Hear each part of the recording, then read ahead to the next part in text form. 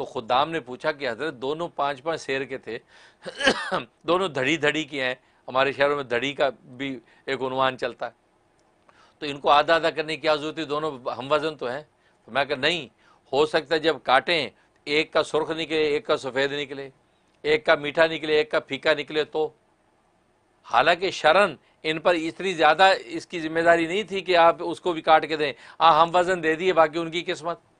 लेकिन आप इसमें भी लिहाज रखते थे, कल रोज़े क़यामत में मुझसे ये पूछना हो जाए, आप उस पर बराबर आधा आधा काट के 2 फाड़ियाँ वहाँ भेजी, ताकि दोनों को बराबर तरह का जायका मिल जाए।